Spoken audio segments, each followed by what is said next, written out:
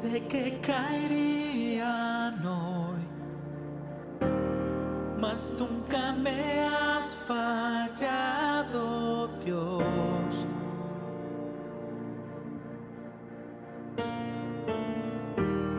La espera terminará. Sé que has vencido ya. Nunca me has fallado, Dios.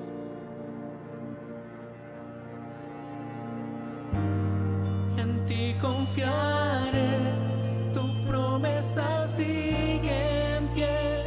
Tú eres fiel, confiado andaré, en tus manos estaré. Siempre has sido fiel.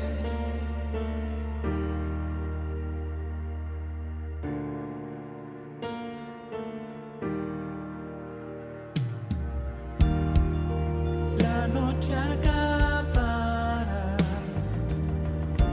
tu palabra se cumplirá. Mi corazón te alabará.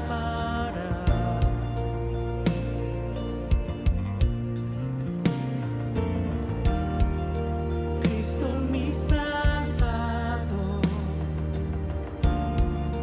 cúbreme con tu amor. Mi corazón te alabará.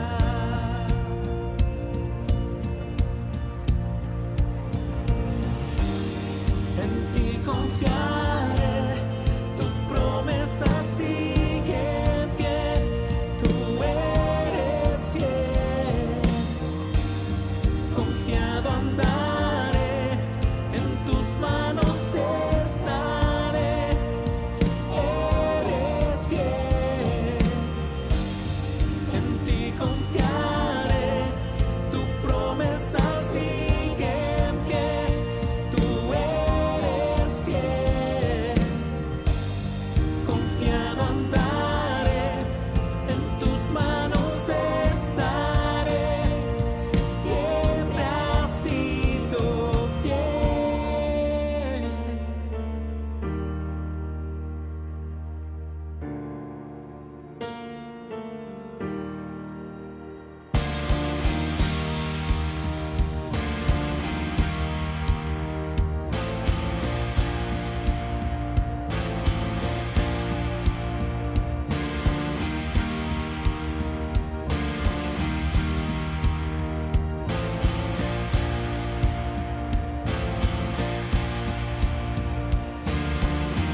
Yo sé que tú mueves montañas, yo creo en ti.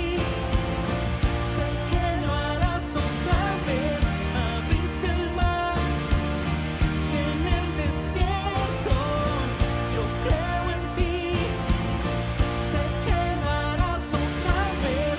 Yo sé que tú mueves montañas, yo creo en ti. Sé que lo harás otra vez. Abriste el mar en el desierto, yo creo en ti. Sé que lo harás otra vez. Yo sé que tú mueves montañas, yo creo en ti. Sé que lo harás otra vez. Abriste el mar en el desierto, yo creo en ti. Sé que lo harás otra vez. Sé que lo harás otra vez. Sé que lo harás otra vez.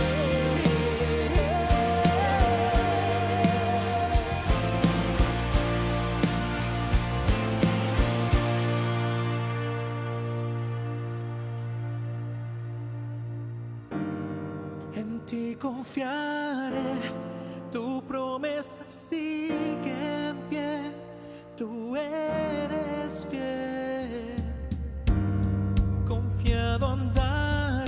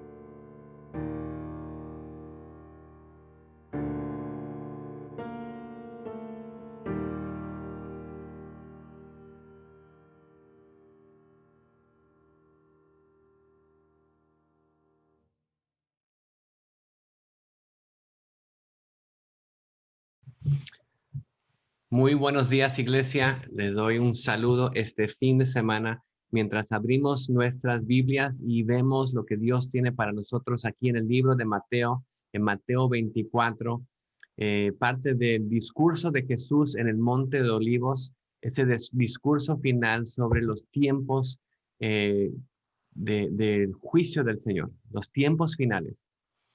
Y es algo precioso poder ver y poder entender un poco más del mensaje que Dios tiene para su pueblo, el mensaje que Dios tiene para nosotros y podemos aprender de Él, aprender de sus palabras. Entonces vamos a orar, vamos a empezar y vamos a ver este mensaje. El mensaje de hoy se titula Aprendiendo de la higuera, aprendiendo de la higuera. Y vamos a ver ese mensaje que podamos aprender de la parábola de la higuera. Muy bien. Señor, te damos gracias. Pedimos, Señor, que tú seas glorificado en este tiempo, que tú nos enseñes a través de tu palabra las verdades que tú tienes para nosotros, Señor. Hay tanta información, tantas ideas, tantas cosas, Señor, pero que podamos concentrarnos, Señor, en lo que tú nos has llamado a ver, Señor, a saber y entender. Y que cuando veamos esas señales de los tiempos, Señor, tú puedas enseñarnos y guiarnos a estar listos, a estar preparados, Señor, para tu venida. Y pedimos todo esto en el precioso nombre de Cristo Jesús. Amén, amén. Eh, Comenzando este mensaje, quiero recordar, hace unas semanas vimos un mensaje llamando en el tiempo apropiado, en el tiempo eh, que Dios había puesto, hablando de la entrada de Jesús a Jerusalén. Y en ese tiempo que fue hecho, y vamos a ver un poquito en ese mensaje, Dios tenía un plan. Y hablamos este versículo, lo leímos, es el versículo de Habacuc, Habacuc capítulo 2, versículo 2. Y dice aquí, Jehová me respondió y dijo, escribe la visión y declárala en tablas, para que corra el que leyera en ella, para que corra, para que sepa lo que va a pasar. Dice, aunque la visión tardará aún por un tiempo, más se apresura hacia el fin. Tarda un rato, pero se apresura hacia el fin. No mentirá. Aunque tardare, espéralo, porque sin duda vendrá. No tardará. He aquí que aquel cuya alma no es recta se enorgullece. Esto es pura locura. Eso nunca va a pasar. Y el orgullo, pero luego Dios cumple su palabra. Pero dice más, el justo por su fe vivirá. Y espero que podamos ser esos justos que por nuestra fe en Dios, sabiendo que Él cumple su palabra, que Él cumple lo que dice, podamos vivir por esa fe. Como vamos a ver al final del pasaje de hoy, eh, el cielo y la tierra pasarán, pero mis palabras no pasarán. El cielo y la tierra pasarán, pero mis palabras no pasarán. Mis palabras se van a cumplir. Entonces, viendo el contexto donde estamos, Jesús está en el monte de Olivos, están viendo a Jerusalén, viendo el templo. Los discípulos estaban diciendo, mira el templo qué grande es y todo. Y Jesús dice, no va a quedar piedra sobre piedra. Y los discípulos le estaban diciendo, ¿y cuándo van a pasar estas cosas? ¿Cuándo van a pasar estas cosas? Primera pregunta. Segunda, ¿cuál es la señal de tu venida? Las señales para tu venida. Y tercera, ¿cuál es la señal de los tiempos finales? El fin del mundo, básicamente. ¿Cuáles son las señales del fin de los tiempos? Y estas preguntas las va a contestar aquí en Mateo 24 y Mateo 25. Y en estos dos capítulos vamos a ver que Jesús contesta específicamente lo que vimos la semana pasada, ese eh, dolores de parto, esos dolores de parto que van a pasar, guerras, rumores de guerras, pestes, plagas, todas las cosas que van, pero y luego vendrán, después de esto vendrá, que son dolores de parto. Y vamos va a ver estas cosas, son señales de estos tiempos. Y también esta semana vamos a ver otras señales específicas que Jesús nos enseña. Entonces, ¿cuáles son esas señales? Ahora sí, tomamos, y eso va a ser algo de esta semana y creo que 2 domingos más vamos a estar viendo esta parte, este discurso en el Monte de Olivos, porque tanta información, tantas cosas que necesitamos saber. Estas primeras 2 semanas vamos a ver la información de cuándo vendrá, qué está pasando, pero las otras 2 semanas son igual de importantes porque es cuando contestamos la pregunta, ¿estamos listos? ¿Estamos listos para la venida de Cristo? Y espero que todos estos mensajes que nos están apuntando hacia esa venida de Cristo, viendo los tiempos que estamos viviendo, que nos podamos hacer la pregunta, ¿estoy listo? Y que la respuesta sea sí. Estoy listo, estoy haciendo lo que Él me ha llamado a hacer. Como vimos la semana pasada, estar intercediendo, orando, estar hablando y llevando el Evangelio, haciendo discípulos, trayendo personas a Cristo, enseñándoles lo que Cristo nos enseñó, haciendo esos discípulos hasta que Él venga, porque es el trabajo que nos ha dado. Pero ¿cuándo van a pasar estas cosas? Bueno, primeramente señales. Empezamos en Mateo 24:15. Dice, por tanto, por todo lo que vimos anteriormente, dolores de parto, estas señales de guerras, rumores de guerras, pestes, hambres, gente siendo perseguida, persecución, gente siendo engañada, todo esto que el amor de muchos se enfriará, todo esto que pasó, por tanto, por esto, cuando vean, y esto es algo específico, cuando vean en el lugar santo, el templo de Dios, la abominación desoladora, de qué habló el profeta Daniel, el que le entienda, entonces el que sabe va a entender esto, y tenemos que parar aquí, ¿qué abominación desoladora? ¿Qué es eso? Y Daniel habló de esto, ¿dónde lo habló? Bueno, vamos a regresar al libro de Daniel y vamos a ver qué es esta abominación desoladora y por qué es importante que sepamos cuándo va a ser.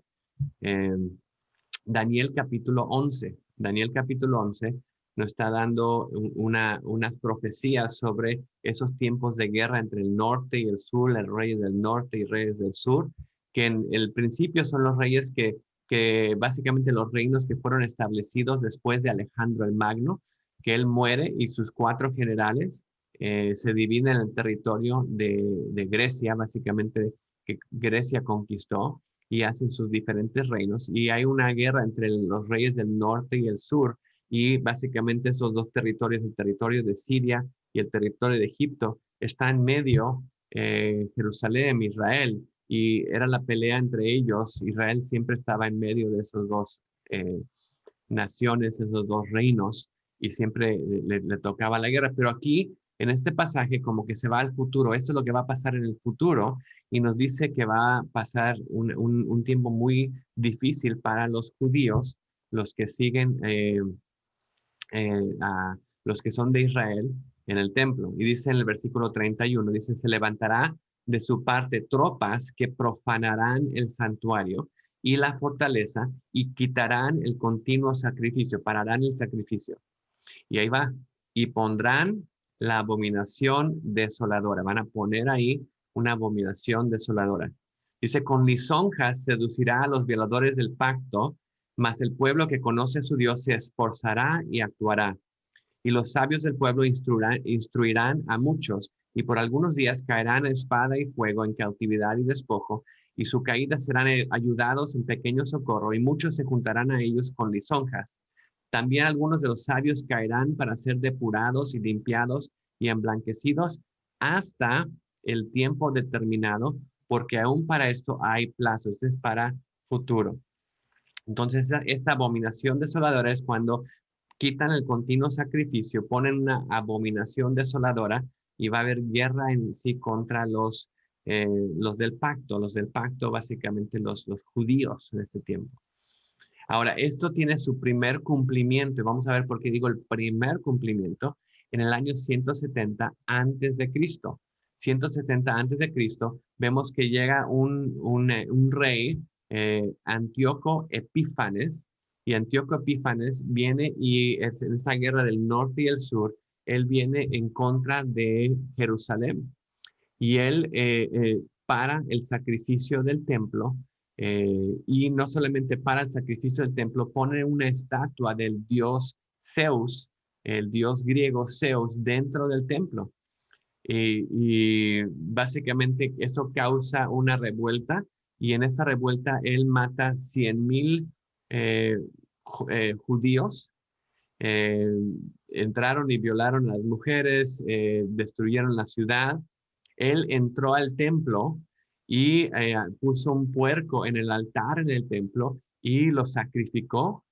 Le hizo a los sacerdotes que tomaran la sangre de este puerco y que comieran la carne cruda de puerco, y tomó la sangre y la puso por todos lados. Básicamente desacró el templo. Y eso fue la abominación desoladora. Ese tiempo que el templo es desacrado. El templo construido en ese tiempo era el templo, bueno, antes de Herodes, ese templo que habían hecho después de regresar del cautiverio es desacrado, y esa abominación desoladora es no solamente el dios Zeus, pero el sacrificio y todo lo que se hizo ahí. Esto lo que pasa es que causa una revuelta con los judíos y se conoce como la revuelta de los macabeos. Y los macabeos se levantan en contra de Antíoco Epífanes, y finalmente, después de un tiempo de guerra, son victoriosos y pueden ellos retomar el templo y lo van a, de alguna manera, santificar, a limpiar después de esta desolación. Van a santificarlo. En ese tiempo, la historia dice que no tenían el aceite suficiente para ese tiempo de santificación, pero milagrosamente ese aceite duró todos los 8 días, creo que son 8 días, para ese tiempo de santificar y purificar el templo otra vez. Y esto es lo que los judíos celebran en la temporada de diciembre, que es el Hanukkah, la celebración de las luces. Básicamente es una celebración de esa purificación del templo después de que Antíoco Epífanes lo desacró y trajo esa abominación desoladora. Entonces, es esa celebración de Hanukkah que se hace en la temporada, para nosotros navideña, pero para los judíos de Hanukkah es una celebración de ellos, porque Dios permitió que el aceite durara el suficientemente tiempo para que se purificara otra vez el templo después de esa que fue desacrado. Entonces, vemos como una primera, de alguna manera, cumplimiento. ¿Y por qué digo primer cumplimiento? Es algo que es una sombra, le dimos una sombra de lo que viene. Y lo que vemos en la Biblia y tenemos que entender es que hay sombras de eventos, de cosas que pasan que de alguna manera tienen un cumplimiento parcial, pero que apunta hacia un cumplimiento final, apunta hacia cuando va a cumplirse ya en su totalidad en un futuro.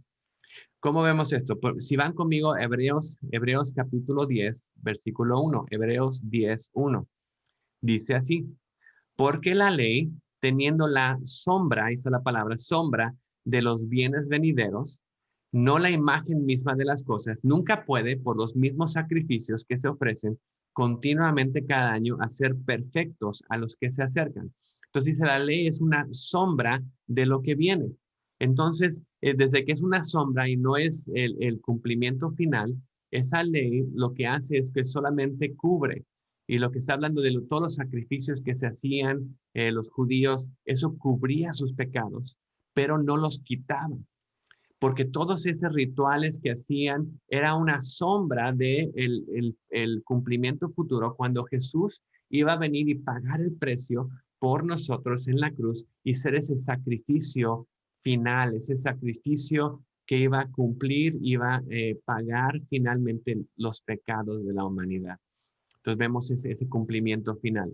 Se cumple cuando ellos sacrificaban los corderos, se cumplía, pero todo ese sacrificio lo que hacían apuntaba hacia el cumplimiento final de Jesús en la cruz. De la misma manera, esta abominación desoladora se cumple aquí en Antíoco Epífanes, el año 170 antes de Cristo, pero igual es una sombra de un cumplimiento futuro, un evento futuro que va a pasar, que va a ser al final, que está apuntando hacia como esa sombra del evento futuro que viene al final. ¿Y cómo sabemos eso? Vayan conmigo a Segunda de Tesalonicenses capítulo 2, versículo 1. Segunda de Tesalonicenses 2, 1 dice esto: Pero con respecto a la venida de nuestro Señor Jesucristo y nuestra reunión con Él, os rogamos, hermanos, que no os dejéis mover fácilmente de vuestro modo de pensar, ni os conturbéis, ni por espíritu, ni por palabra, ni por carta, como si fuera nuestra, en el sentido que en el día del Señor está cerca. Nadie os engañe en ninguna manera, porque no vendrá sin que antes venga la apostasía y se manifieste el hombre de pecado, el hijo de perdición. Dice, no se dejen engañar. Si alguien no, ya vino Cristo, te lo perdiste, se fue, ya vino, ya terminó eso. No, no se dejen engañar. Dicen, esto no va a pasar hasta que venga la apostasía, ese enfriamiento. Lo vimos la semana pasada cuando el amor de muchos se enfrió y empezaron a dejar la fe y se manifieste el hombre de pecado, el hijo de perdición, el anticristo. Y cuando el anticristo se manifieste, ¿qué va a pasar? Dice, el cual se opone y se levanta con todo lo que se llama Dios o es objeto de culto, tanto que se sienta en el templo de Dios como Dios, haciéndose pasar como Dios. Y vemos ahí esa abominación desoladora cuando el anticristo se pone en el templo y se declara Dios. Dice, yo soy el Dios que deben adorar. Y realmente desacra el templo que está enfocado en Jehová. El anticristo viene y pide ese culto, esa adoración hacia él en vez de a Dios.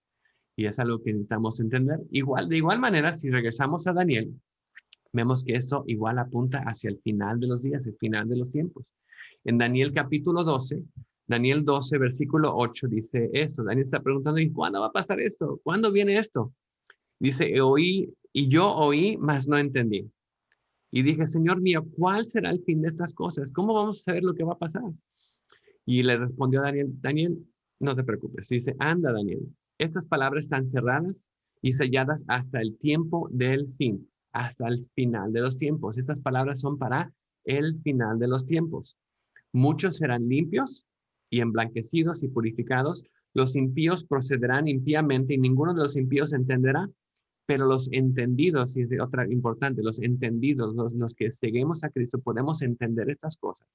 Si nos ponemos a estudiar y saber y ver las cosas que están pasando alrededor de nosotros, vamos a entender los tiempos, las ocasiones. No sabemos el día ni la hora, pero los tiempos y las ocasiones podemos saber. Y dice aquí algo muy importante. Y desde el tiempo que será quitado el continuo sacrificio hasta la abominación desoladora, habrá 1290 días. Recuerden, esto es para el tiempo final. Tiempo final. Ahora, algo que tenemos que reconocer, años 170 antes de Cristo, pasó esta sombra del cumplimiento de esta profecía. Vino Antíoco Epífanes, puso esa abominación desoladora, desacró el templo, pero no fue el fin de los tiempos. Aquí estamos, más de 2000 años después, y no has acabado el tiempo. Entonces, ese no fue el cumplimiento final, fue una sombra de un evento que todavía viene, todavía es en el futuro. Va a haber un tiempo cuando se va a quitar el sacrificio, el continuo sacrificio, y habrá esos 1290 días, 1290 días. Con el calendario judío son 3 años y medio. Entonces, mantengamos ese número. 3 años y medio, dice, va a pasar esto. Entonces son por 3 años y medio, 3 y medio años va a pasar esto. Entonces, mantengamos eso y vamos a regresar a esto en un momento. Ahora, cuando pase esta abominación desoladora, ahora sí, regresemos a Mateo 24, ¿qué es lo que va a pasar? ¿Qué debemos hacer? Mateo 24:16, entonces el que está en Judea, huya, huya a los montes. El que está en la azotea, no descienda para tomar algo de la casa. El que está en el campo, no vuelva atrás para tomar su capa. Mas hay de los que están en cinta, de los que crían en aquellos días. Orad, pues vuestra huida no sea en invierno ni de reposo. Huyan, huyan. Dices, pero pastor, no, eso no ya pasó. Jerusalén fue destruida o no en el año 170, pero fue destruida en el año 70 y tuvieron que huir allá. Y sí, pero eso también vemos cuando leemos aquí. La pregunta es, ¿ya pasó esto? Bueno, ¿qué dice el siguiente versículo? Dice, porque habrá entonces, después que pase esto, gran tribulación. Gran tribulación. Ok, ha habido gran tribulación, ha habido tiempos muy difíciles para los judíos, tiempos muy difíciles para ese mundo. Mira, ve el holocausto, creo que 6 millones de judíos muertos en el holocausto, gran tribulación. Bueno, ¿qué dice ahí? Cual no la ha habido desde el principio del mundo hasta ahora, ni la habrá. Esta gran tribulación, dice, nunca va a haber igual. Desde el principio del mundo hasta ahora, no ha habido nada así. Y hasta el final de los tiempos no habrá nada. Esa va a ser la más grande de todas. Y dices, wow. Si vemos el holocausto, vemos otras cosas, esta va a ser una gran tribulación. Dice también, si aquellos días no fuesen acortados, nadie sería salvo. Básicamente hubiera una destrucción total. Dice, más por causa de los escogidos, aquellos días serán acortados. ¿Acortados a cuánto? Ya vimos otra vez. 3 años y medio. 3 años y medio de persecución. Una gran tribulación. 3 años y medio. Ese tiempo de gran tribulación. Entonces, no es algo del pasado, porque no, eso no lo hemos visto todavía, es algo del futuro. No ha pasado todavía este tiempo de gran tribulación por esos 3 años y medio. Pero otra vez tenemos una sombra de ese acontecimiento en la destrucción de Jerusalén. Como vimos, Jesús está hablando de cuando no va a quedar piedra sobre piedra, es una sombra de esa futura destrucción, esa futura abominación desoladora en el tiempo de la gran tribulación. Vemos, por ejemplo, vamos al libro de Lucas, Lucas capítulo 21, Lucas capítulo 21. Y vamos a empezar en el versículo 20, y este es un pasaje paralelo al que estamos viendo ahorita. Dice, para cuando vieras Jerusalén rodeada de ejércitos, sabed entonces que su destrucción ha llegado. ¿Ok? Entonces, los que estén en Judea, huyan a los montes, los que están en medio de ella, váyanse, los que estén en los campos, no entren a ella, porque estos son días de retribución, para que se cumplan todas las cosas que están escritas. Mas hay del que los que estén en cinta, de los que estén críen en aquellos días, porque habrá gran calamidad en la tierra e ira sobre este pueblo. Caerán de filo de espada, serán llevados cautivos a todas las naciones, y Jerusalén será hallada por los gentiles hasta que los tiempos de los gentiles se cumplan. ¿Ok? Entonces vemos aquí ese tiempo de destrucción de Jerusalén. Ahora, esto pasa en el año 70. En el año 70 Jerusalén es destruida, pero en el año 70 no hay una abominación desoladora. No hay en sí el templo desacrado o lo que vemos ahí en el libro de Daniel. El templo es destruido, totalmente destruido, pero no hay una abominación desoladora como vemos ahí en el libro de Daniel. Pero sí vemos una destrucción que vemos aquí pasó. Y interesantemente, los judíos leyendo eso pensaban que el Mesías iba a venir cuando Jerusalén fuera rodeada de ejércitos. Y cuando Jerusalén es rodeada en el año 70, después de Cristo, ellos pensaban que el Mesías iba a venir y iba a ganar la batalla. Pero los cristianos que escucharon las palabras de Jesús, los que estaban en Judea, ellos cuando vieron esto, huyeron a través del otro lado del río Jordán a una ciudad que se llamaba Pela. Y algo interesante es que ningún cristiano cayó o murió en la caída de Jerusalén, porque todos habían huido, habían sido advertidos en sueños y por las escrituras que esto venía y huyeron de Jerusalén los cristianos. Jerusalén es destruida, más de 1 millón de judíos son muertos, otros 97,000 judíos son llevados cautivos en una de las calamidades más fuertes que le dio a Jerusalén en ese tiempo. Y Jesús les había dicho que cómo pueden no cuidarse de ese tiempo, cuídense de esos tiempos. Cuando los romanos terminaron que Jerusalén en el año 70, no quedó ningún judío en la ciudad. Un poco tiempo después, la ciudad es renombrada Eila Capitolina, y por muchos años los judíos ni podían entrar en lo que era Jerusalén, ya no se llamaba así. Solamente una vez al año los dejaban entrar para que fueran a ese muro de lamentos y pudieran lamentar la caída de la ciudad y la destrucción del templo. Interesantemente, también esto marca una separación entre la iglesia cristiana y los judíos. Antes de este tiempo, la iglesia cristiana, los judíos, todos pensaban que los cristianos eran como una secta de los judíos, eran parte de los judíos. En sí estaban muy conectados con los judíos. En esos tiempos después de Jesús, en Hechos, vemos que Pedro y Juan iban al templo y estaban ahí en el pórtico de Salomón. Ellos venían, iban al templo, estaban allá enseñando en el templo. Todavía había una gran conexión con el judaísmo en ese tiempo. Pero del año 70 hay una separación. Los judíos dicen, estos cristianos no tienen nada que ver con nosotros porque se fueron en la destrucción de Jerusalén y al irse nos han rechazado, los traicionaron de alguna manera y no son nuestros. Y desde ese entonces los cristianos pues, en sí tuvieron su propia identidad aparte del judaísmo. Y los mismos romanos se dieron cuenta que ellos ya no eran o no eran parte de los judíos. Entonces es un año de cambio para la iglesia de la misma manera. Pero dice que Jerusalén va a ser eh, hollada o arrasada por los gentiles hasta que el tiempo de los gentiles se cumpla. Y es algo interesante que tenemos que ver, que cuando se cumple el tiempo de los gentiles. Vemos hoy en día el templo, si vas a Jerusalén, el monte ahí donde estaba el templo, todavía es hollado por gentiles. Y ahí sí hay una mezquita ahí, musulmán. El domo de la roca está ahí. Entonces no hay un cumplimiento, no hay un templo. Y si vemos aquí, para tener una abominación desoladora, necesitamos tener un templo. Para que el templo sea desacrado, tenemos que tener un templo. No hay un templo en este momento.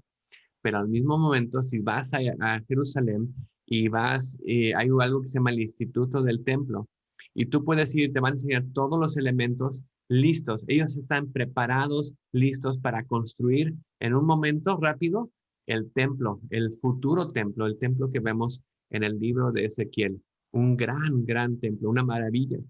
Pero la idea es cuándo se construirá ese templo, pero que sabemos cuando se construya ese templo, vamos a ver que va a haber un tiempo de paz, pero luego va a haber una abominación desoladora. Entonces vamos a seguir como que rascando un poquito, porque si recordamos el mensaje que vimos hace unas semanas, en el tiempo apropiado, en ese tiempo sabemos que Dios va a actuar.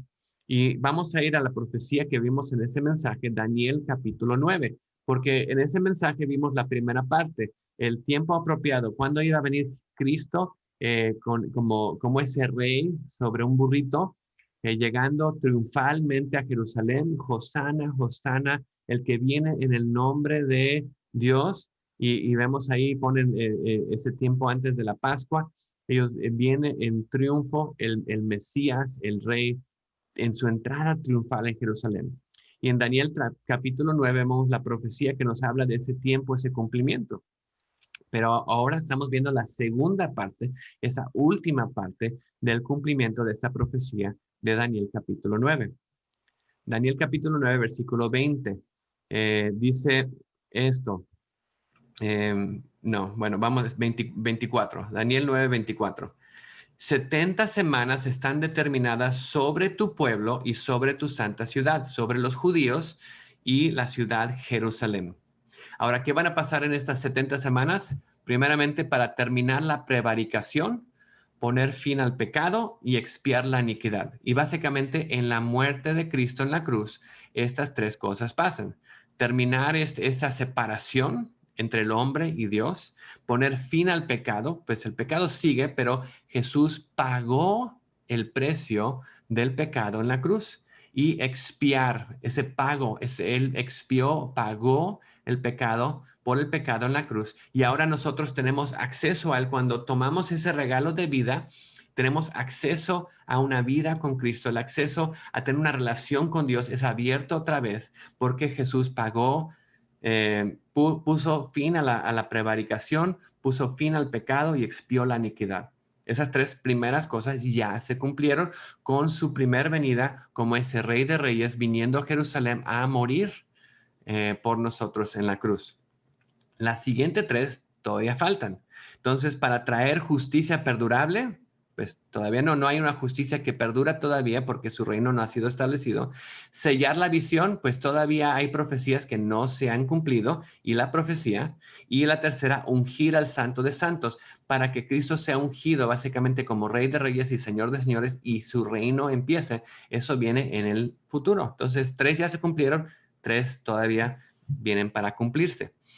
Entonces, ¿cómo pasa esto? Bueno, versículo 25, sabe pues y entiende desde la salida de la orden para restaurar y edificar a Jerusalén hasta el Mesías príncipe, habrá 7 semanas y 62 semanas. 7 más 62 es 69, son 70. Entonces ahí están las 69, falta una semana. Esto ya lo vimos en el otro mensaje, cómo pasó los tiempos para la venida de Jesús. Entonces, el muro se edifica, la ciudad se edifica. Después de esas 62 semanas se le quita la vida al Mesías. Jesús muere por nosotros en la cruz, mas no por sí. Y el pueblo de un príncipe que ha de venir destruirá la ciudad el año 70 después de Cristo. La ciudad es destruida y el santuario, el templo es destruido y su fin será con inundación. Dice, hasta el fin de las guerras, de la guerra durarán las devastaciones. Esos dolores de partos van a seguir hasta el fin de todo. Ahora, y por otra semana, aquí llegamos a esta parte, lo que estamos viendo ahorita, otra semana, y esa semana tenemos que recordar, la semana representa 7 días, cada día representa un año. Entonces, una semana representa 7 años. ¿Ok? 7 años. Durante esos 7 años o esa semana confirmará el pacto con muchos. A la mitad de la semana hará cesar el sacrificio y la ofrenda y después con la muchedumbre de las abominaciones vendrá el desolador. Abominación desoladora, ahí está. Hasta que venga la consumación y lo que está determinado se derrame sobre el desolador. Básicamente estos 7 años, lo que va a pasar, vamos a poner aquí, 7 años va a ser primeramente paz con muchos, pacto. Y lo que vemos, la persona a la que está hablando aquí es el anticristo. El anticristo va a ser una paz con muchos.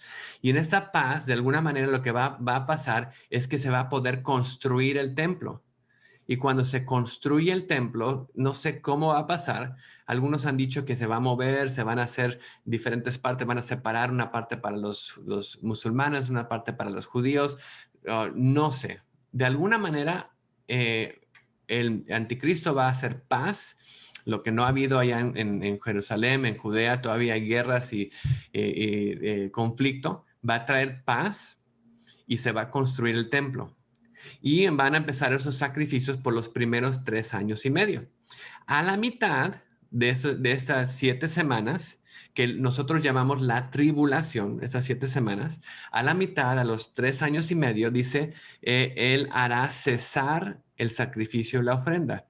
Ahí es donde viene la abominación desoladora. Lo vimos en Tesalonicenses, él se pondrá como Dios y adórenme a mí. Y esa abominación desoladora vendrá, él será el desolador. Y dice que con la muchedumbre de abominaciones en sus últimos 3 años y medio, vendrá el desolador hasta que venga la consumación, hasta que termine este tiempo. Y lo que está determinado se derrame sobre el desolador. Entonces vemos ahí la tribulación, se establece el templo otra vez, hay esa paz, a la mitad del tiempo el anticristo se pone ahí como la abominación desoladora y por los últimos 3 años y medio hay desolación, conflicto, guerra específicamente contra los judíos hasta que llega el final de ese tiempo y cuando llega ese final de ese tiempo vamos a ver que Cristo regresa a esa justicia perdurable. Entonces, lo que vemos en esta última semana es que es un tiempo enfocado en los judíos. El tiempo de los gentiles termina, la iglesia es llevada, y vamos a hablar de eso más adelante, es llevada, y empieza esta última semana que está enfocado en tu pueblo, Israel, y tu ciudad, Jerusalén. Esos 7 años venideros todavía. Entonces, esto viene hasta la consumación. Y todas las cosas que vamos a ver en estos siguientes versículos está enfocado en lo que va a venir sobre los judíos, lo que va a venir sobre ellos durante este tiempo de la gran tribulación, que si no fuera cortado a estos 3 años y medio, dice, todos perecerían. Regresando a Mateo. Mateo 24, 23. Entonces, si alguno dijere, mirad, aquí está el Cristo, mirad allá, ahí está, no lo creáis, porque se levantarán falsos cristos, falsos profetas, harán grandes señales y prodigios, de tal manera que engañarán, si fuere posible, a los escogidos. Ya los he dicho antes, así que si os dijera, mirad en el desierto, no salgáis, o mirad, están los aposentos, no creáis.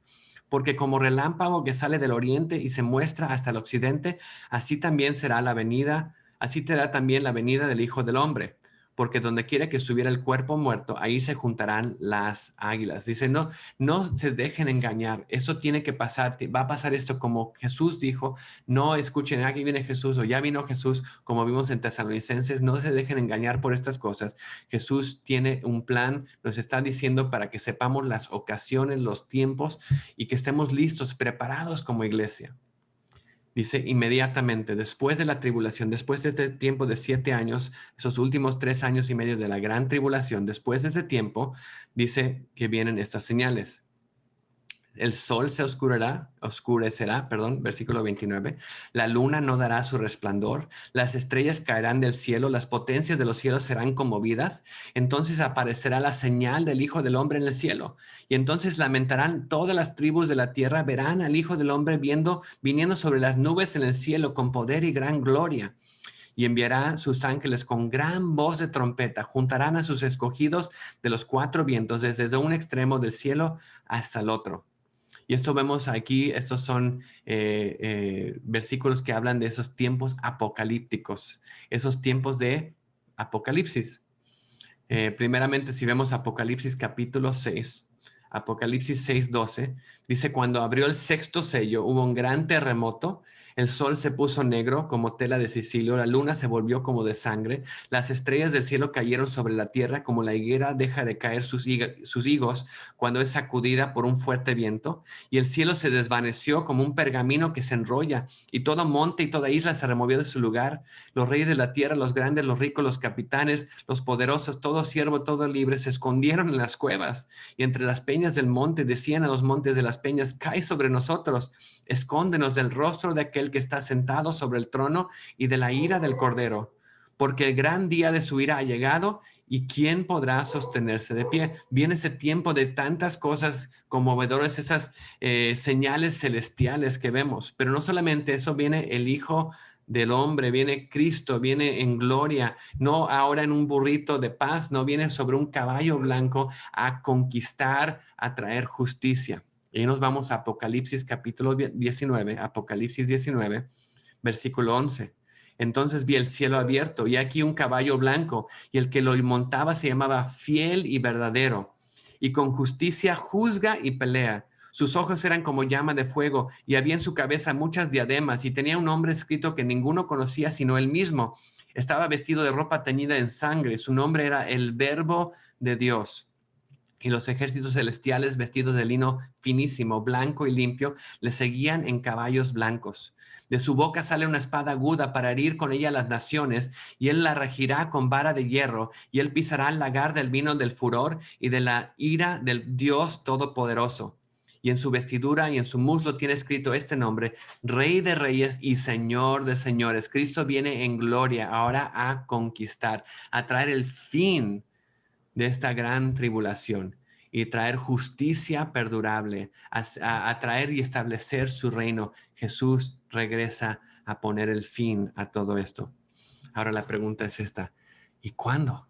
¿Cuándo va a pasar todo esto? ¿Cómo sabemos? Este es un futuro muy largo, dice, esta visión se va a cumplir. Lo vimos al principio en Habacuc, esta visión se va a cumplir, pero ¿cuándo? ¿Cuándo se va a cumplir? Ahora vemos alrededor de nosotros, si estamos viendo estas cosas, dolores de parto, las cosas que están pasando, pues podría ser ahora cerca. Ahora aquí es donde tenemos que como que enfocarnos, es decir, ¿qué podemos aprender de la higuera? ¿Cómo? ¿Recuerdan el título? Aprendamos la lección de la higuera. Después que vemos todas esas profecías, tenemos que como que concentrarnos. Y ahora sí, ¿cuándo? Versículo 32. De la higuera, aprender la parábola. De la higuera aprendan esto. Cuando ya su rama está tierna y brotan las hojas, sabéis que el verano está cerca. Así también vosotros, cuando veáis todas estas cosas, conoced que está cerca, a sus puertas. De cierto os digo, que no pasará esa generación hasta que todo esto acontezca. Y el cielo y la tierra pasarán, pero mis palabras no pasarán. Ahora, ¿cuál es la lección? Pues vamos a empezar desde abajo hacia arriba. Primeramente, ¿qué es lo que dice aquí? Dice, no pasará esta generación hasta que todo esto acontezca. Dice, ¿cómo es esto? ¿Cómo puede? Y yo me preguntaba esto, ¿cómo puede decir esto si todos los discípulos se murieron? Ya pasó esa generación y otra generación y ha habido muchas generaciones desde ese tiempo que hablaron esto. Pero lo que estamos viendo aquí que no es la generación a la cual está siendo hablada esta profecía, que Jesús está hablándole a los discípulos, no, a la generación vamos a ver, la generación que está viendo este comienzo de la higuera, vamos a ver la lección de la higuera. Pero ¿qué es una generación? Una generación habla de el tiempo de vida de un ser humano. Si vemos en Hechos 13:36, cuando Pablo habla de David, dice esto, porque la verdad David, habiendo servido a su propia generación, según la voluntad de Dios, durmió y fue reunido con sus padres y vio corrupción. Y básicamente la vida de David, desde su nacimiento hasta su muerte, es una generación. Entonces, la vida de un hombre. Ahora, esta vida empieza desde la concepción, desde que es concebido. En Salmo 139 vemos en el versículo 16 que habla de los días que Dios ha puesto para nosotros. Dice, mi embrión vieron tus ojos y en tu libro estaban escritas todas aquellas cosas que fueron luego formadas, sin faltar una de ellas. Dios, tú conoces mi vida y escribiste todos los días de mi vida. Toda esa generación, tú lo escribiste. Y vemos que el plan de Dios empieza cuando somos formados en el vientre de nuestra madre. Dios tiene todos nuestros días formados. O entonces, una generación de un hombre, ¿cuánto es? Bueno, si nos vamos a Génesis, podemos ver, bueno, los primeros días, Adán y todos, 900 años, pero bueno, nosotros no vivimos 900 años, no vivimos 800 años, ni eso, porque en Génesis capítulo 6, versículo 3, Dios dice esto. Dice, dijo Jehová, no contendrá mi espíritu con el hombre para siempre, porque ciertamente él es carne. Dice, más años, más maldad, mas serán sus días 120 años. Entonces, ahí es un número. Dios dice, los voy a dar un límite de 120 años, ¿ok? Una vida de un hombre, 120. Dices, wow, 120. Mi abuelito vivió a los 100 años y estamos digo, wow, que le fue muy bien, 100 añy 120, eso está un poco difícil. Y lo vemos hoy en día por la enfermedad y muchas cosas. El mundo en el cual vivimos, 120 es algo que nadie o muy pocos. Tenemos como récords ahí mundiales de las personas que tal vez vivan ahí cerquita. Pues se pasan de 100 años, ya son cosas que salen en las noticias del periódico. Entonces, vamos a ver, Génesis dice 120. Nosotros vemos que si vives hasta 100 años, dices, wow, esa es una buena edad. El Salmo 90 nos dice otra fecha. Salmo 90, versículo 9, dice esto. Porque todos nuestros días declinan a causa de tu ira. A causa de tu ira nuestros días se acortan. Dice, acabamos nuestros años como un pensamiento, se va así. Los días de nuestra edad son 70 años, ¿ok? Otra fecha, 70 años. Y si los más robustos, tal vez 80. Entonces, los más fuertes, 80 años. Con todo, su fortaleza es molestia y su trabajo, porque pronto pasan y volamos. Entonces, tenemos una fecha de 70 años hasta, bueno, vamos a ver, 120 años, que dijo Dios en Génesis. 70 hasta 120, ¿ok? Tal vez como 100 otros, hay otro pasaje que habla de 100 años, entonces entre 70 y 120 años vamos a poner esa generación, ese tiempo de una generación. Dice, no pasará una generación hasta que se cumpla todo esto. Entonces tenemos que tener en mente, todo esto se va a cumplir antes de que pase la generación. Entonces no vamos a pasar de este tiempo, pero se va a cumplir antes de eso. Ahora, mucha de esta información que vamos a ver ahorita hablando de la higuera, lo tomé de un libro llamado El día se acerca. Es un mensaje de aliento, de esperanza y también advertencia para los últimos días. Y lo escribió Amir Sarfati. No está en español todavía, pero está en inglés. Pero tiene mucha información muy interesante. Amir Sarfati estuvo en nuestra iglesia hace unos años y habla mucho, tiene un canal, igual el link les he puesto antes, de información en español sobre estos tiempos en los cuales vivimos. Él es un judío que vive en Israel y conociendo todas las tradiciones judías y también conociendo la palabra de Dios, es un judío que conoce y cree en Cristo, un judío mesiánico, pero realmente un seguidor de Cristo. Y realmente él nos ha puesto y ha visto los eventos que están pasando y cómo los podemos aplicar y ver bíblicamente. Pero aquí lo que dice algo que se me interesó mucho, hablando de esta higuera, y cómo podemos aprender esta lección de la higuera viendo esos tiempos de la generación, que no va a pasar el tiempo de esta generación, cómo podemos poner un comienzo a estos 70, 80, 100, 120 años, esta generación, ¿ok? Entonces, lo que nos dice en el libro es que en la Biblia, la nación de Israel se identifica con tres diferentes plantas. La viña, la vid en sí, el árbol de olivos y la higuera. Ahora, la viña es el símbolo de los privilegios espirituales de Israel. En el Salmo 88 dice esto: hiciste venir una vid de Egipto, echaste a las naciones y la plantaste. Dios plantó esta viña. Y hemos visto en unos últimos mensajes que habla de Israel como esa viña. Jesús, como el judío, no solamente es parte de la viña, pero él es la verdadera vid. En Juan 15:5 dice, yo soy la vid. Jesús dice, yo soy la vid, vosotros los pámpanos. El que permanece en mí y yo en él, este lleva mucho fruto, porque separados de mí, nada podéis hacer. Nada podéis hacer. Yo soy la vid, vosotros los pámpanos. Entonces vemos esa conexión ahí entre la vid y la viña, y esa conexión espiritual. Jesús es la vid, esa viña, y nosotros como iglesia somos esos pámpanos que vamos a tener fruto espiritual. Entonces vemos Israel y la iglesia, tenemos esa identidad puesta en Cristo con la vid. Ahora, el segundo es el árbol de oliva, el árbol de oliva. Y algo interesante dice Oseas, el libro de Oseas 14, versículo 5, dice, yo seré Israel como rocío, él florecerá como el lirio, extenderá sus raíces como el Líbano, se extenderán sus ramas y será su gloria como la del olivo y perfumará como el Líbano. Él va a ser su gloria de Israel como el olivo. Ese árbol es un símbolo de los privilegios religiosos de Israel, pero igual con este mismo símbolo la iglesia está conectada. Si ves en el libro de Romanos, Romanos 11, versículo 17, nos habla de cómo hemos sido nosotros añadidas a ese olivo. Dice injertadas, es la palabra, injertadas. Dice, pues si alguna de las ramas fueron desgajadas y tú siendo olivo silvestre has sido injertado en lugar de ellas y has sido hecho participante de la raíz y de la rica savia del olivo, no te jactes contra las ramas. Y si te jactas, sabe que no sustentas tú a la raíz, sino que la raíz a ti.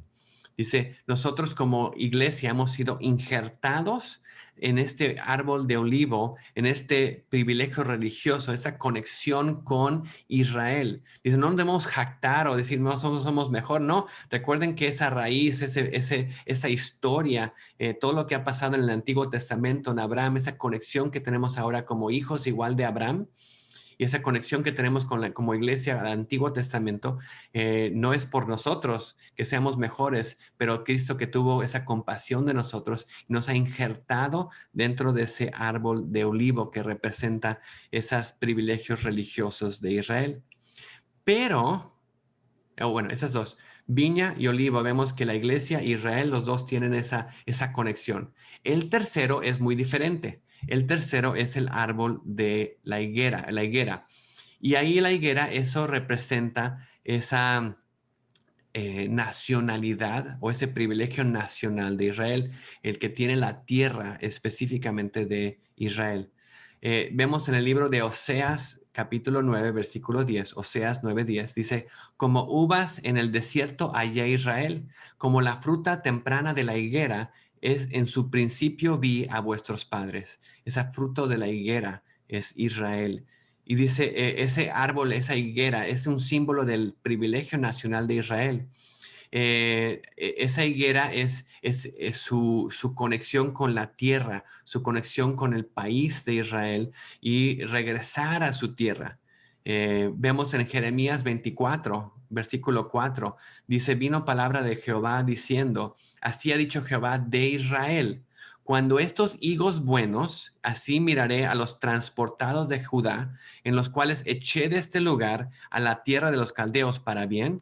Cuando los vea, dice, pondré mis ojos sobre ellos para bien, los volveré a la tierra, los edificaré y no los destruiré, los plantaré y no los arrancaré. Voy a plantar esta higuera, voy a plantar otra vez esta higuera, los voy a traer de otros lados y los voy a plantar aquí otra vez en su tierra que es de ellos.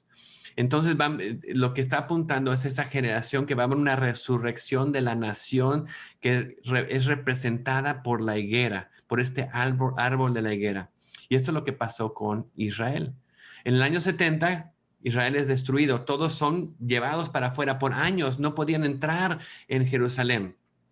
Y realmente se renombra todo Siria-Palestina. No tiene ya una identidad judía. Los judíos son mandados al exilio a estar por todo el mundo, literalmente por todo el mundo. Y vemos que en principios del siglo XX, Judea era una tierra desolada, un desierto. ¿Y qué pasa? Había muy a pantanos, pero Dios prometió que iba a cambiar eso, que iba a restaurar y regresar a su pueblo. Y Dios lo dijo. Y vemos en la profecía del libro de Ezequiel, Dios dice, voy a restaurar, voy a regresar a mi pueblo, a esta tierra. En Ezequiel 36:8 vemos, y en los siguientes pasajes, habla de esa restauración de lo que Dios va a hacer. Ezequiel 36, Ezequiel 36:8 dice esto: mas vosotros, oh montes de Israel, daréis vuestras ramas y llevaréis vuestro fruto para mi pueblo Israel, porque cerca están para venir. Porque aquí yo estoy por vosotros, y a vosotros me volveré, y seréis labrados y sembrados. Haré multiplicar sobre vosotros hombres, y a toda la casa de Israel, y a toda ella, y las ciudades serán habitadas y edificadas las ruinas. Multiplicaré sobre vosotros hombres y ganados, y serán multiplicados y crecerán, y os harán morar como solías antiguamente, y os haré mayor bien que en vuestros principios, y sabréis que yo soy Jehová. Y haré andar hombres sobre vosotros, a mi pueblo Israel, y tomarán posesión de ti, y les será por heredad, y nunca más les matarás los hijos. Entonces ahí en Ezequiel promete, van a regresar, van a restaurar esta tierra, y va a ser una tierra que va a haber una tierra desolada, que va a ser fructífera otra vez. Y en el siguiente capítulo, capítulo 37, vemos la profecía. Ahí le dice a Ezequiel, le enseña un valle de huesos, básicamente. Y dice, predícale a estos huesos, testifícale, profetízale a estos huesos. Y cuando empieza, dice, sus huesos empezaron a tomar carne, empezaron a vivir otra vez. Y se ve como esta profecía, como el tiempo del holocausto, el tiempo de que esos 6 millones de judíos fueron muertos durante la Segunda Guerra Mundial. Y cuando los rescatan de los campamentos donde estaban, parecen esqueletos básicamente andantes. Y por esta situación y esta destrucción que se hizo, las naciones de la tierra se movieron para finalmente establecer en Judea, en Israel, otra vez el país de los judíos, el país de Israel, y se establece en el año 1948. Y estos sobrevivientes del holocausto regresan, estos huesos andantes regresan a Israel, y Dios planta. Y ahora si vas a Israel es un país fructífero. Esos pantanos han sido cambiados y ahora son exportadores de frutas y verduras a muchas partes del mundo y vemos una gran frutos de la tierra, una tierra transformada. Pero Dios todavía está trabajando. Todavía esa higuera está creciendo y vemos que Dios está haciendo grandes cosas ahí en Israel porque todavía su corazón no está para Él. Pero Dios va a hacer algo para regresar el corazón de su pueblo hacia Él y todavía ese proceso está pasando. En Ezequiel 37:12 dice esto. Ezequiel 37:12 dice: por tanto, profetiza y diles, así ha dicho Jehová el Señor, he aquí yo abro vuestros sepulcros, pueblo mío, y haré subir de vuestras sepulturas y os traeré a la tierra de Israel. Y sabréis que yo soy Jehová cuando abra vuestros sepulcros y os saque de vuestras sepulturas, pueblo mío, y pondré mi espíritu en vosotros y viviréis y os haré reposar sobre vuestra tierra y sabréis que yo, Jehová, hablé y lo hice, dice Jehová. Dios lo va a hacer. Y vemos eso en mayo 14 de 1948, Israel es establecido y esa higuera es plantada. Y vemos ahí la visión de la higuera. Mayo 14, 1948, Israel es un país y Dios empieza a restaurar. Israel ahora es un país fructífero, un país en la área de tecnología, en la área militar, claro, por tantas guerras y enemigos que tiene por todos lados, en área de frutos, realmente de crecer. Es precioso ver ahí todos los frutos que están creciendo por todos lados. Dios está haciendo grandes cosas, pero todavía falta esa parte de su corazón. Hay muchos judíos que están viniendo a Él, pero todavía faltan muchos más y Dios va a hacer algo grande para regresar a su pueblo. ¿Por qué? Porque todavía viene esa última semana, esa semana enfocada en Israel y en los judíos, donde Dios va a cumplir su palabra como lo vimos hoy. Cuando va a haber ese tiempo de paz, que el templo va a ser reconstruido, pero luego a la mitad de ese tiempo va a haber esa abominación desoladora y Dios le dice, huyan, tengan cuidado, huyan al desierto, huyan de eso porque va a ser 3 años y medio de gran persecución. Pero al fin de ese tiempo, vendrá el Mesías sobre ese caballo blanco y vendrá con la iglesia, vendrá con sus ángeles y vendrá a traer una justicia perdurable. Aprendamos. Entonces, al terminar hoy, pues, ¿qué es el mensaje para nosotros como iglesia? Dice de la higuera, aprendan la parábola, aprendan. Dice, cuando su rama ya está tierna y broten las hojas, sabremos que el verano está cerca. Ahora, mayo 14, 1948. Hacemos un poquito de matemáticas. Israel celebra su 72 años de vida este último mayo. Ha estado establecido 72 años.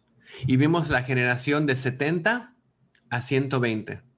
72 años, ya estamos entrando a este tiempo que la generación puede durar de aquí a aquí. Dice, yo quiero que sea 120. Bueno, tienes que también poner los 7 años de la gran tribulación, tienes que poner todas estas cosas que van a tener antes de esto y tenemos que dimos, pues no es mucho tiempo.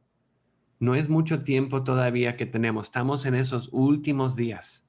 Estamos en ese rango de tiempo que podemos ver de la generación. No sabemos el día ni la hora.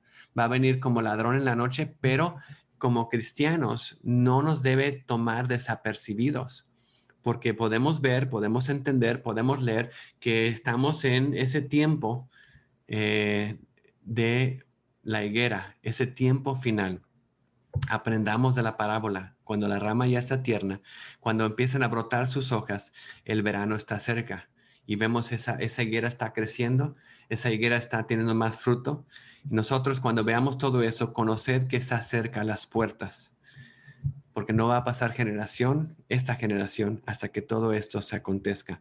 Y Dios dice, mis palabras no pasarán, mis palabras van a cumplirse. Como vimos en el principio en el libro de Habacuc, hablando de esta profecía, escribe la visión, declara las tablas, para que corra el que leyera, que el que sepa, cuando vea estas cosas, que corra, que huya, porque esa visión Tardará por un tiempo, pero ya estamos en ese rango de tiempo. Mas se apresurará hacia el fin. No mentirá, mis palabras no pasarán. Aunque tardare, espérenlo, porque sin duda vendrán, no tardará. He aquí, ¿cómo vamos a responder? Esa palabra se va a cumplir. Y la pregunta es, ¿vamos a vivir por fe? ¿Vamos a ser justos? ¿O vamos a ser los que se enorgullecen? Esto no va a pasar. Yo no, esta teología es diferente, yo tengo una diferente idea. No. Iglesia, Cristo viene. Cristo viene. Y la pregunta es, ¿vas a estar listo para su venida? ¿Vas a estar listo cuando Él venga? En las siguientes semanas vamos a hablar y enfocarnos de eso, porque este mensaje que Jesús dio en el Monte de Olivos empieza con fechas y, bueno, no fechas, días y cosas que tienen que estar listos y preparados. Rumores de guerras, pestes, eso va a pasar, dolores de parto. Cuando vean esta abominación desoladora, sepan, pues ya es ese último tiempo, huyan. Algunas cosas que tienen que saber. Pero lo más importante es lo que viene después. ¿Están listos? ¿Están listos? ¿Van a estar listos? Y vamos a ver las parábolas de la preparación para la venida del novio por su iglesia. Y vamos a ver que estamos listos para estar en su presencia. Lo más importante viene. Muchos nos gusta ver todas estas profecías y cuándo se va a cumplir y cuándo se va a hacer el templo y cuándo va a venir el anticristo, quién es el anticristo. Pero más que todo es, aprendan de la higuera. Estén listos, estén preparados, estén alertas. No dejen que este tiempo los agarre desapercibidos. Estén listos para la venida de Cristo. Y veamos, estamos en el rango de tiempo de esos últimos tiempos. Estamos viendo lo que está pasando alrededor de nosotros y son tiempos inusuales, tiempos raros, tiempos de cosas que nunca hemos visto. Y sabemos, ¿sabes qué? Todo esto nos llama a enfocarnos, a hacer las cosas que Dios nos ha llamado a hacer, a poner nuestros ojos en Él, a no dejar que las distracciones de la vida, que hay muchas, nos quiten los ojos de Él. Iglesia, esto debería poner un fuego dentro de nosotros para seguir a Cristo con todo corazón. Perseveremos hasta el fin, como vimos la semana pasada. Perseveremos hasta el fin. No nos demos por vencidos. No dejemos que la maldad de este mundo enfríe nuestro corazón. Sigamos haciendo lo que Cristo nos ha llamado a hacer. Pongamos nuestros ojos en Él y estemos listos. Estemos listos para su venida. Aprendamos la lección de la higuera. Amén. Vamos a orar. Señor, te damos gracias por esta palabra. Te damos gracias por tu palabra, que es vida.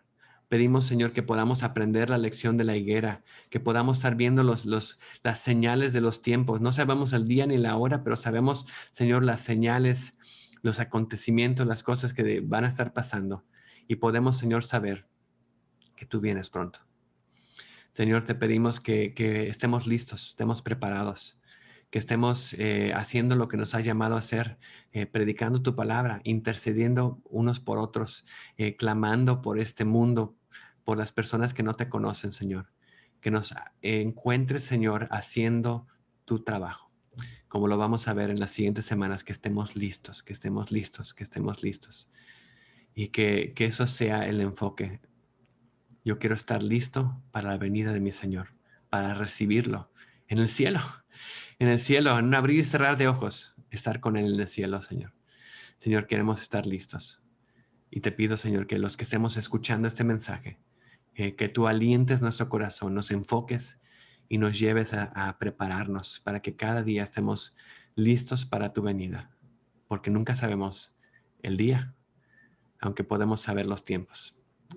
Gracias, Señor, por esta lección de la higuera. Y lo pedimos en el nombre de Cristo Jesús. Amén. Amén. Iglesia, estemos preparados, estemos listos. Les animo, recuerden, nos vemos en el Agape este domingo a las 12. Estemos teniendo ese tiempo juntos. Es un tiempo de compañerismo, de alentarnos unos a otros. No dejen de reunirse, aunque sea virtualmente, no dejen de reunirse hasta el día que Dios nos hable para estar con Él. No dejemos de reunirnos y estando juntos unos con otros, pero busquemos al Señor, busquémoslo con todo nuestro corazón. Dios los bendiga, Dios los guarde y sigamos poniendo nuestros ojos en Él día tras día. Amén. Amén.